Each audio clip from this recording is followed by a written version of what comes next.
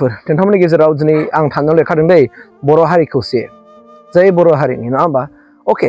नोंथांमोननि गेजेराव बिनि मोनसे गिदिर मोनसे जोंनि बर' हारिनि इस्यु जाना दं दा बे बर' हारिनि इस्युनि थाखायनो आं दिनै नोंथांमोननि गेजेराव लाना फैदों गोबां नोंथांमोननि कमेन्टखौ नायनानै गोबां कमेन्टफोरनि रावखौ लानानै आं दिनै बे भिडिअखौ खालामनाय जाबाय दे अननानै आंनि गोरोन्थिया बुंनाया जुदि गोरोन्थि जादोंबा नोंथांमोना आंखौ निमाहा होनो हागोन एबा नोंथांमोना कमेन्टनि गेजेरजों बुंनो हागोन आंनि बुंनाया बेसेबां माने सैथोआव दङ नोंथांमोना सालिजारि खालामनानै कमेन्ट खालामनो हागोन आंहा बाहाय बुंनांगौ गैया अके दा मा होनना बुंदों बर' हारिया खौसे जानांगौ बर' हारि खौसे जायाबा बर' हारिया माने माब्लाबाबो मा जानाय नङा होनना बुंदों खुनु मोनसे जोङो डेभेलप जानाय नङा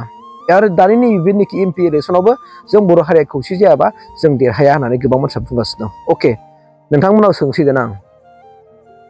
बर' हारियाव खौसे जानांगौबा सोर सोरजों जागोन दाना खौसेखौ सोर सोरजों खौसे जागोन दाना दे खौसे जुदि जानांगौब्ला सोर सोरजों खौसे जागोन दाना दा जोंनि बिटिसिआव मोननैल' राजखान्थि दङ हाग्रामा महिलारि सार दैदेननाय बिपिएफ इउपिपिएल सरकार एबा प्रमद सार दैदेननाय इउपिपिएल दाना जों गासैबो रायजो राजाफ्रा मिन्थिखागौ माने जों खौसे जानांगौ खौसे जायोबा जोंहा जौगानाय फैगोन जों खौसे जायोबा बर' हारिया डेभेलप जागोन बयबो आरो गासै बर' रायजो राजाफ्रानो लुगैयो अके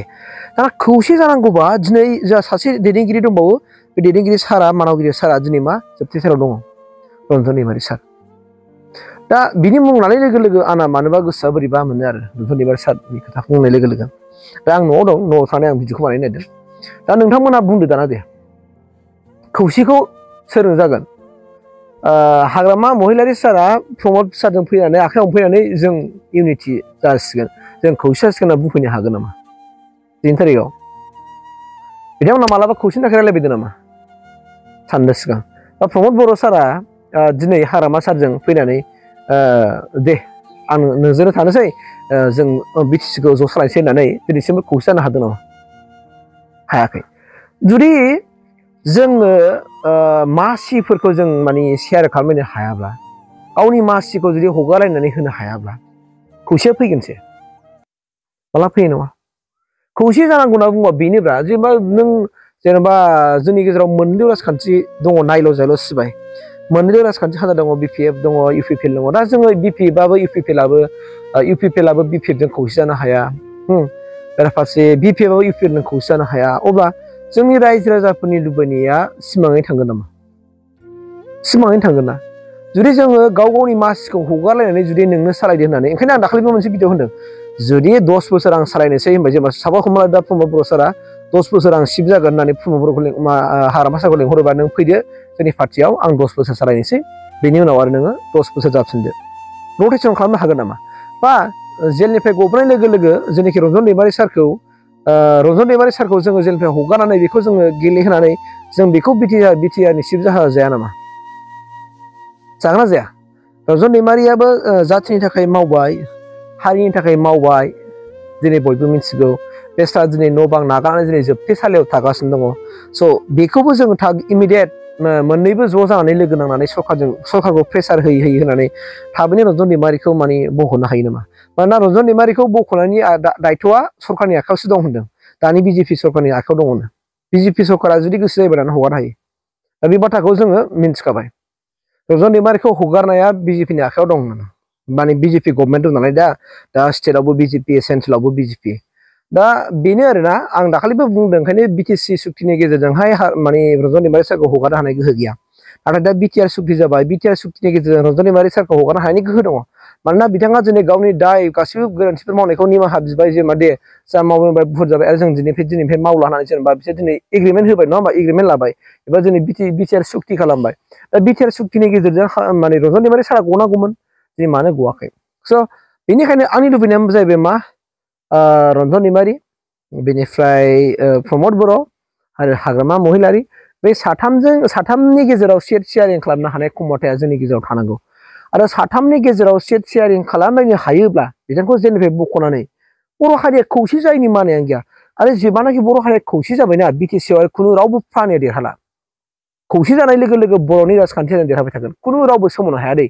आरो बर' हारिया खौसे जायनि खाथियावनो जानो हागौ सरकारनिफ्राय गोबां पलिसिफोर दङ प्लेन पलिसि दं बर' हारिया खौसे जायोबा बिसोरखौ सोमावनो हानाय नङा स' गतिके बिसोरखौ बोखावनांगोन आरो बेफोरबायदि बोखावनायनि थाखायनो गोबां सरकारा प्लेन पलिसिफोर लादोंबो जानो हागौ नो डाउट नङा होमबा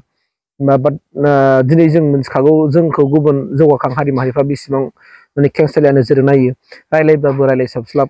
माने रायलायसाबसाब मावबाबो मावसाबसाब बेफोरबायदि जायो दा बेनिखायनो आंनिफ्राय खावलायनाया बेनो आङो दिनै नोंथांमोनजों आङो दिनै बेखौनो बुंबाय जे बर' हारिया जुदि खौसे जानांगौब्ला बर' हारिखौ जुदि जों जौगानो लुबैयोब्ला आंनि होननाया बेनो जोङो बिटिसि आव जेनोखि दा सिप जानाय बे सिप मासिखौ जोङो माने 5 बोसोर बा 10 बोसोर आं 10 बोसोर मावगोन नों 10 बोसोर सिप जा बेफोरबायदि रायलायनो हानाय जैग'था लिडार दंना गैया बर'नि गेजेराव आं बेखौसो सोंगोन लुबैयो बर' हारिनि गेजेराव सिप जानो हानाय एबा सिपनि मासिखौ शेयार खालामलायनो हानाय आं 5 बोसोर सिप जागोन बा 10 बोसोर सिप जागोन नों 10 बोसोर सिप जादो फै जों ज' जानोसै बेफोरबायदि होननो हानाय जैग'था लिडारफ्रा जोंनि बर' हारिनि गेजेराव दंना गैया मोनसे कुइसना बिसोर बिनि अनगायै जों खुनु प्रानिया रावबो माने खौसे जानो हायालै आं डाइरेक्ट बुंखाबाय नोंथांमोना गाज्रि मोनो ना मोजां मोनो आं मिथिया खिन्थु आं नोंगौखौ बुंदों आं थारखौ बुंदों नोङो जुदि सिटखौ शेयारिं खालामलायनो हायाब्ला एबा 5 बोसोर आं सिप जागोन 10 बोसोर आं सिप जागोन नोंबो 10 बोसोरनि उनाव जादो बेबायदि होनलायनो हायोब्लाथ' बर'नि गेजेराव खौसे फैयो डेभेलपआव फैगोन अब्ला दा जोङो बयखौबो जेनेबा बे सिप जाबा जानाय नङा माने बर' हारिया जोबस्रांगोन बे सिप जाबा जानाय नङा बर' हारिया गोदोलांगोन बेबायदि होनलायबाय थानानै जोङो जुदि खुनु मोनसे मिलायलायनाय गैया रायज्लायलायनाय गैया इउनिटि गैयाबा होमबा जोंनि बर' रायजो राजाफोरनि बै जाम्बा जाम्बिफोरा खौसे जानो लुगैनाय सिमांफ्रा थेर बेथेर जालांजोबगोन गासिबो थेर बेथेर जालांगोन गतिके जोंनि सिमाङा जों रायजो राजा नालाय जों रायजो राजाफोरनि सिमाङा जुदि माने मोगथाङाव महर मोनफुंनांगौआ बिराद गोबावनि बाथ्रा बिसोरो ओंखायनो मोनसेल' राहा दङ राहाया बेनो आं बुंखाबाय नोंथांमोना खिन्थु खुनु प्रानिजों हानाय नङा मालाबा हानाय नङा हायो होनना बुङोबा बेल' जोङो सिट शेयारिं खालामनो हानांगौ बा नङाबा जोंनि मासिया सिपखौ लाना जायो नालाय दा बिटिसि नालाय जोंहा दा बिटिसिनि सिप जानो थाखाय जों बयबो नारा जुजिलायो दा बेनिखायनो बिटिसिनि सिपखौ जोङो दे 10 बोसोर दिनै इउपिपिएलआ सालायदो 10 बोसोरनि उनाव बिपिएफआ सालायसिगोन बेफोरबायदि होनलायनो हायोबा एबा सिपखौ जेनेबा रानलायनो हायोबा जेनेबा हारमा महिलारिया 10 बोसोरनि उनाव जागोन बिदि होनलायनो हायोबा गोरलैयैनो जों माने खौसेथि जालायगोन आरो बर' हारिया खौसेथियाव फैगोन बे रोखा आरो बाद बाखि गुबुन मोनसे लामाखौ आं नुहुरा जे बर' हारिया खौसे जानानै डेभेलप मावगोन बेखौ नुहुरा खिन्थु जै बोरैबा जुदि मोननै राजखान्थि हान्जाया बर'नि गेजेराव इउनिटि जाबायना खौसे जाबायना गुबुन हारि माहारिफ्रा गिखाजोबगोन होनबा गिखागोन खुनु बर'नि एगेन्स्टआव बुंनो हानाय खुनु बिसोरमोनहा साहस थानाय नङा मानोना आरो खुनु रावबो एगेन्स्ट राजनितिक दल ओंखारनो हानाय गोहो थानाय नङा बे बाथ्रा आरो ओंखायनो बर' हारि रायजो राजा बिथांमोनाथ' बयबो लुगैयो बर' हारिखौ खौसे जाजानो लुगैयो खौसे जानानै बिटिसिखौ दा सालायजानो लुगैयो दा बेनिखायनो खौसे जानांगौनि लामाया बेयावनो जाय जोङो जुदि सिपनि मासिखौ जोङो शेयार खालामनो हायाब्ला खुनु मोनसे जोंनि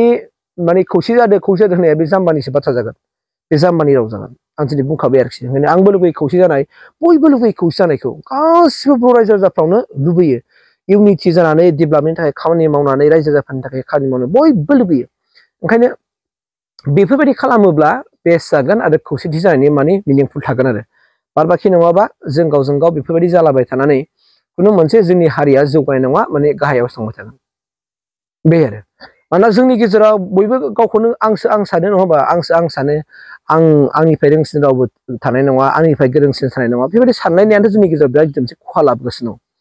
दा जुदि जोङो बिदि सानलायबाय थायाब्ला जुदि जोङो बै समावनो जुदि जोङो इउनिटि जानायमोनब्ला खौसे जानानै जुदि जोङो माने सिपनि मासखौ जों रानलायोबा 10 बोसोर बे सालायगोन 10 बोसोर आं सालायगोन बेफोरबायदि होनलायनानै जुदि थालायनो हायोबा बबे बे थाबेलाय बर' हारिखौ गादबग्रायालाय खुनु रावबो प्रानि गादबनो हानाय नङा बर' हारिखौ आं दिनै स्पस्ट बुंखाबाय नोंथांमोना गाज्रि मोनोबा गाज्रि कमेन्ट हर मोजां मोनोबा मोजां कमेन्ट हर बे नोंथांमोननि सायाव दिपेन्ड खालामगोन नोंथांनि गोरबोआ मा बुङो नोंथांनि बिखा बिखोआ मा थिनो बे नोंथांनि सायाव दिपेन्ड खालामबाय खिन्थु मोजां लुबैग्राया मोजां कमेन्ट हरगोन गाज्रि लुबैग्राया गाज्रि कमेन्ट हरगोन खिन्थु इउनिटि जोंनि गेजेराव जों जेरै मोनसे न'खराव इउनिटि थायोबासो न'खरा जौगायो बिटिसिआबो मोनसे न'खरब्रा बिटिसिआव थानाय गासिबो जोंनि दैदेनगिरिफ्रा लिडारफ्रा जुदि खौसेथि जानो हायाब्ला जाम्बा जाम्बि माने रायजो राजाफोरखौल' माने बुखायला फैबाय थायोबा बे जानाय नङा बे मालाबा जानाय नङा रायजो राजायालाय जेब्लायबो दंखायोब्रा खिन्थु जाय बे मा दैदेनगिरिफ्रासो आसल दैदेनगिरिफ्रा थिग थायोबा दैदेनगिरिफोरनि खुगाफ्रा माने मा होनना बुङो फोथायथावबा दैदेनगिरिफोर दैदेननायफ्रा थिग जायोबा रायजो राजाखौ मानो मोना मोनखायो स' बेनिखायनो हायोबा थाबैनो इमिडियेट सिटखौ शेयारिं खालामलायनानै खौसे जादो आरो गासिबो भटखौनो मोनजोबा देरहानो हागोन पपुलार बाइकखौनो आरो जेबो सिन्था खालामनांगौ गैया आरो मिथिं दावथिं खालामबाय थानांगौ दरखारा गैया बिदिबा बे आंनिफ्राय बुंबाय आरोखि थेंक इउ